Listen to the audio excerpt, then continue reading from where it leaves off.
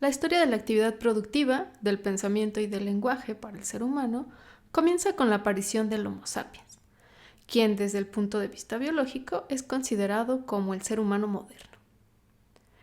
En su continua lucha con la naturaleza, el ser humano primitivo obtuvo sus primeros conocimientos, entre ellos los conocimientos matemáticos.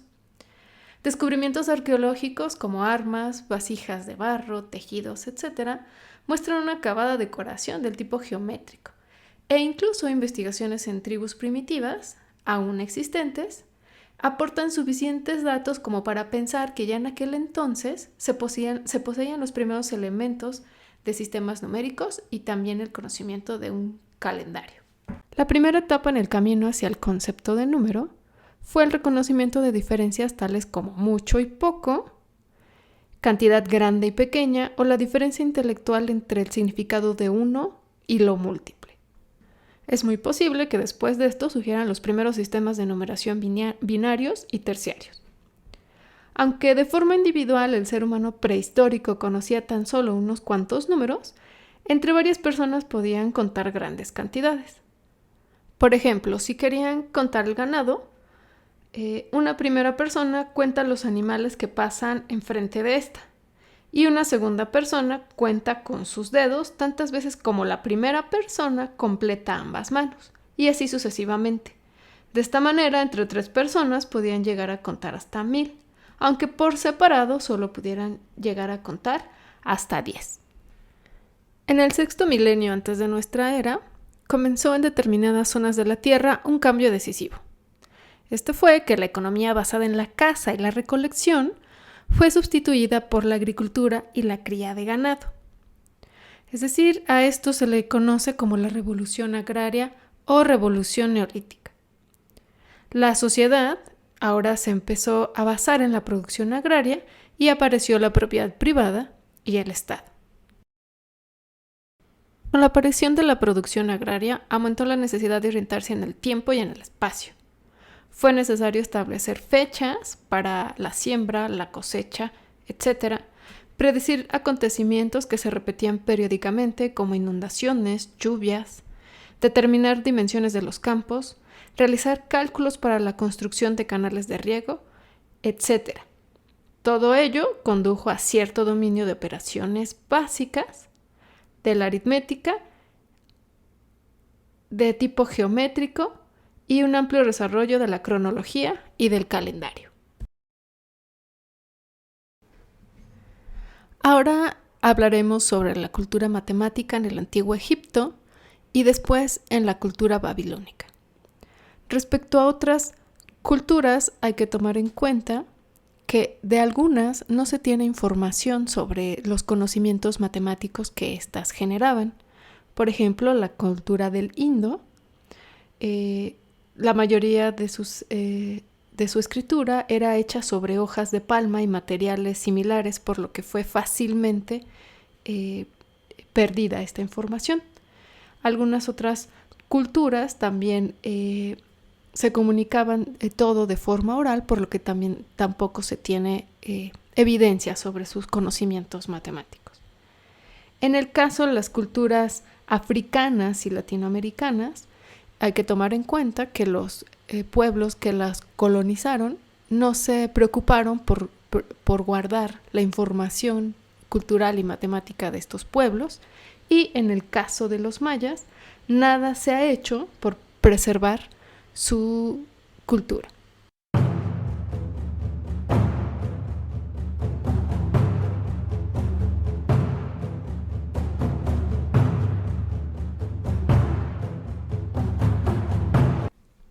Los conocimientos que poseemos de la matemática egipcia provienen de 5 papiros que abordan cuestiones matemáticas, de los cuales los más importantes son el papiro Rhind, que es llamado así en honor a su propietario, el papiro de Moscú, que toma su nombre del lugar donde actualmente se conserva.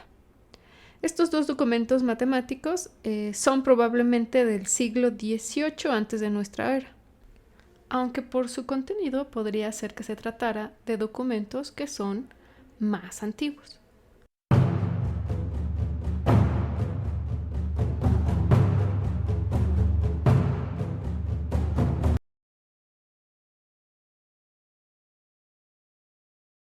En el sistema de numeración egipcio existen dos, el jeroglífico y el hierático o sistema de los sacerdotes. En el siguiente cuadro se puede ver cuáles eran los símbolos para ambos sistemas de numeración que representan los números del 1 a 9000. Los siguientes símbolos también eran utilizados en la escritura jeroglífica. El dedo apuntando representaba la cantidad de 10,000. El renacuajo, la cantidad de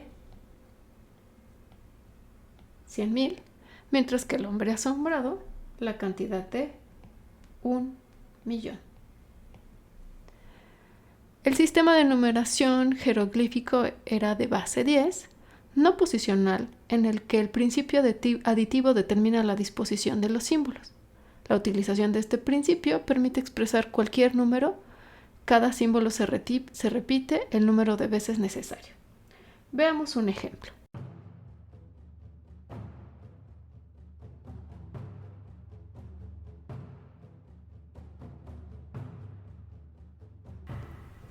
Para escribir la cantidad 12,105, lo que tenemos que hacer es escribir de derecha a izquierda las cantidades e irlas sumando. Entonces usaremos el dedo señalando para escribir la cantidad 10,000. Después buscaremos la cantidad 2,000 y la escribimos de derecha a izquierda. Después necesitamos sumar 100, entonces buscamos el símbolo 100 y lo colocamos. Y finalmente nos hace falta 5. Lo tomamos y lo colocamos. Con esto hemos escrito la cantidad 12,105 en notación jeroglífica, como lo hacían los egipcios. A veces se invierte el orden de los símbolos o a veces se representa en forma vertical o horizontal. Para representar fracciones unitarias se usaban los símbolos y sobre estos símbolos se ponía un símbolo de forma oval, como se ve en el ejemplo. En el sistema hierático se reemplaza el principio de repetición por el uso de signos especiales. De esta forma, en el ejemplo podemos ver cómo el número 38 queda escrito de distintas formas, tanto para los símbolos de forma jeroglífica o usando la hierática. En el caso de las fracciones unitarias, se reemplaza el símbolo de forma oval por un punto y se usan los símbolos de la notación hierática. Es importante mencionar que la cultura egipcia solo trabajaba con fracciones unitarias. De esta forma, para representar las fracciones tipo P sobre Q, se expresaban como suma de fracciones unitarias. Con respecto a la aritmética egipcia, había dos principios operacionales. El primero, la capacidad para multiplicar y dividir por 2, y el segundo, la capacidad para calcular 2/3 de cualquier número entero o fraccionario. Veamos un par de ejemplos en el que se muestra la multiplicación y la división.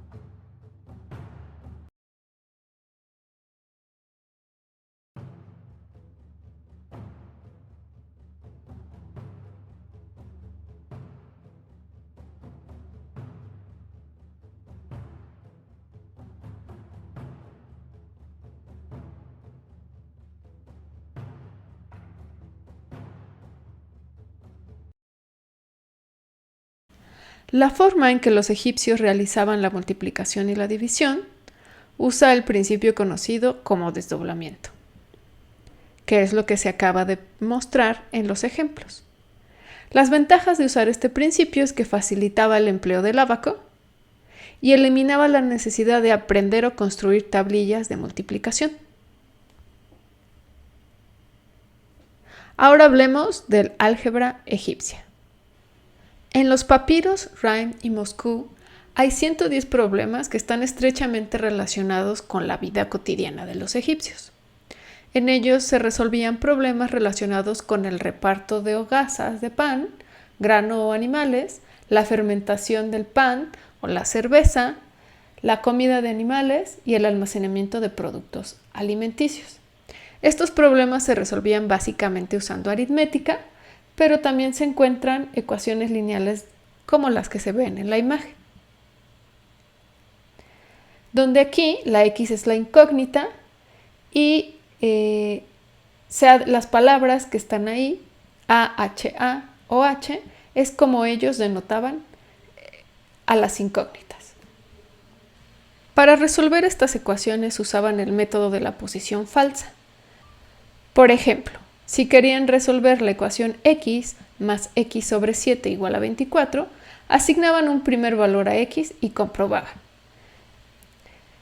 Si X era 7, por citar un ejemplo de esta solución, pues entonces obtenían 8. Obviamente, este valor para X no es la solución de la ecuación, pero al multiplicar 3 por 8 se obtenía el 24, que es el valor inicial que tiene la ecuación.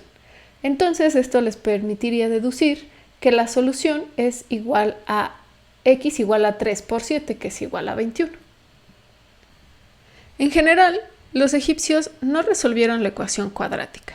Sin embargo, se ha encontrado en los papiros de Cajún y Berlín algunos problemas resueltos que engloban dos ecuaciones simultáneas, una de las cuales es una ecuación cuadrática. También, con respecto a la álgebra egipcia, muy poco simbolismo se ha utilizado en esta. En el papiro de Rhind se encuentran símbolos para la adición, que es un par de piernas caminando en el sentido de la escritura, y para la subtracción, un par de piernas invertidas, y una tímida aproximación al simbolismo por el signo de igualdad y de la incógnita. Aunque sí se puede decir que manipularon con éxito las progresiones aritméticas y quizá las geométricas. Ahora hablemos de la geometría y trigonometría egipcias. La mayoría de los problemas que aparecen en los papiros hacen referencia a fórmulas de medición necesarias para evaluar el área de figuras planas y ciertos volúmenes. Los egipcios parecen acostumbrados a transformaciones que comprenden la semejanza de rectángulos con ayuda de triángulos isósceles y trapecios isósceles. Calculaban también el volumen de cilindros y prismas, pero desconocen el teorema de Pitágoras en su forma general. El área de un círculo se obtiene aplicando un cuadrado cuyo lado es igual a 8/9 de longitud del diámetro. De esta forma, el valor de pi para los egipcios era de 3 enteros 1/6. Veamos una explicación aceptada por distintos historiadores del por qué los egipcios le daban este valor a la cantidad pi.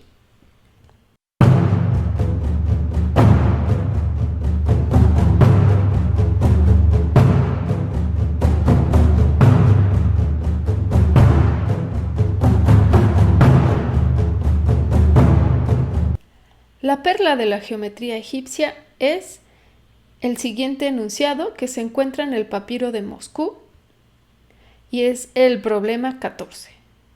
Si se os dice una pirámide truncada de altura igual a 6 y de base 4 y 2, debéis tomar el cuadrado de 4, que es 16, después doblar 4 para obtener 8, tomar el cuadrado de 2, que es 4, sumar 16, 8 y 4 para obtener 28. Calcular 1/3 de 6, que es 2, multiplicar 28 por 2, que da 56. ¿Veis? Es 56. Con esto queda evidenciado que los egipcios conocían la siguiente fórmula, que representa el volumen de un tronco de pirámide de base cuadrada. ¿Cómo fue descubierta? Se han dado varias explicaciones, pero es difícil incluso hoy saber el método empleado por los egipcios para descubrir esta fórmula. Los papiros existentes proporcionan poca información sobre la geometría y las propiedades matemáticas de la pirámide de base cuadrada, aunque sí se sabe que los autores de estos documentos, es decir, los escribas, sabían calcular la pendiente de los lados de una pirámide y su volumen. También se sabe que la palabra SEQT designaba la razón entre la base horizontal de la pirámide y su altura. Este valor era importante para la construcción de pirámides, ya que se debía mantener constante en todos los bloques de piedra. Podemos considerar que la palabra SEQT se refería a las cotangentes del ángulo de la pendiente de las caras de las pirámides.